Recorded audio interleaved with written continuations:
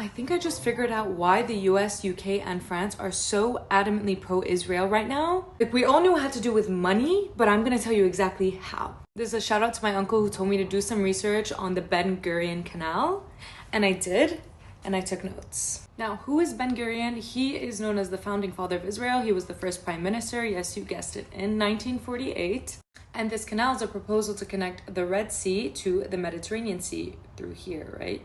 But we already have a connection, and it's called the Suez Canal. And if you don't know the history, let's get into it. The Suez Canal was opened in 1869, and the Suez Canal Company was given a 99-year lease to own the Suez Canal. And guess who owned the Suez Canal Company?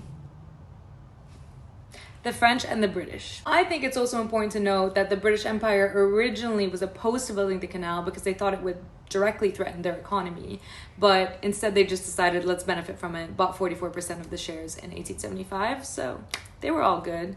Now in 1888, the maritime powers, Great Britain, Germany, Austria-Hungary, Spain, France, Italy, the Netherlands, Russia, and Turkey signed this thing called the Convention of Constantinople. What's important about this is it said that every single nation should be able to use the canal, whether at war, at peace. It cannot be denied access to anyone. In 1949, Egypt denied Israel access after the Nakba, after they did what they did. That was a huge deal. It was a big statement because of this. Now, in 1956, when the US was basically having a proxy war with the Soviet Union in that region, the Egyptian president at the time, Gamal Abdel Nasser, decided to nationalize the Suez Canal, so take it away from the British and French-owned company, essentially because the US reneged on a previous agreement to finance the Aswan Dam project that was for the Nile, getting water and electricity to the Egyptian population, etc., etc. This was a massive shift, a huge move in the region and globally. Probably why it was also used as a battleground in the 1967 Arab-Israeli War. Now, after the Arab-Israeli War and the Geneva Conference, etc., what you need to know is Israel and Egypt signed a peace treaty at Camp David, signed by Jimmy Carter. This is from a US government website, by the way. My sources are checked, tried, and trusted. And the US was given credit for orchestrating a peace treaty between these two countries. Again, why were they involved from the beginning? Who knows? The US has always been here. We're in 1979 now. Should all be cool. A peace treaty was signed. Like, everything is perfect. Suez Canal is open to everyone. Cool, great, right? Wrong. 16 years before this, and even before the Arab-Israeli War, the US Department of Energy and the Lawrence Livermore National Laboratory had been making a plan for something else.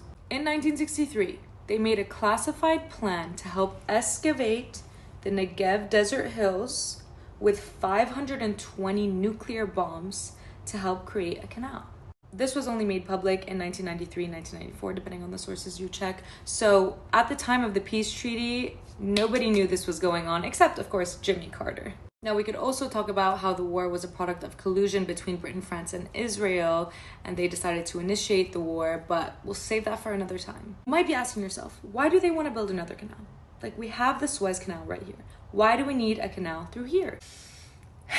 This is where the money comes in, baby. Without the Suez Canal right here, ships from Asia would have to go all the way down and around Africa in order to reach Europe. This canal right here currently sees the passage of 12 to 15%, depending on the source you check, of the world's trade and 10% of the global oil distribution. Just this little canal right here. Now, who benefits from this? Egypt, of course. It's their canal, right? In 2023, they broke records and made a revenue of $9.4 billion US. Yay for Egypt, right? Well, how do you think the US, the UK, France, and Israel feel about that? Not good. Suez Canal is not ideal. Up until 2014, you could only go one way, which meant for 6 hours it went in one direction and 6 hours it went in the other, which was super not efficient. It was also not wide enough to accommodate some of the largest ships in the world. So what happened in 2021? You might remember this.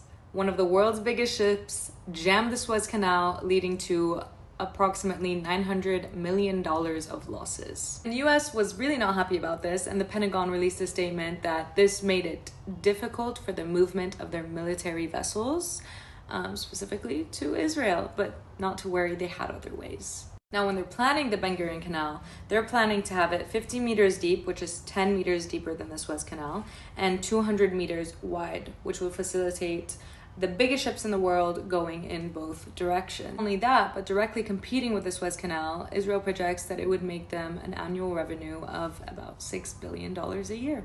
Plus. And now for the interesting part. There's one feature about the Suez Canal that's also really inconvenient, and that's the fact that it's built on pretty sandy shores. Now, I'm not an engineer. Now, from what I read, sandy shores are pretty inconvenient for a canal. They constantly need maintenance. But where Israel wants to dish it out to the Mediterranean Sea, it's a rocky land texture, which is ideal for these conditions. Let's zoom into this. That's the Gaza Strip. How annoying is the placement of the Gaza Strip for them? They have to actually turn the canal around so that it avoids this piece of land. Do you see what I'm getting at? They don't want ships to have to do this entire round and add a little time and inconvenience to their journey and have such close proximity to Gaza. What if they just built it through Gaza? Oh no, wait, they don't want to do that. They don't want to help the Palestinian economy. What do you mean? That would defeat the entire purpose, wouldn't it? Unless they took that land. Yeah, that's what's going on. Israel wants to seize Gaza, annex the land, take it over, so they can build their canal through it. And the US, the UK, and France are all for that because it's going to make them a lot of money at the cost of millions of lives destroyed. Unfreaking believable.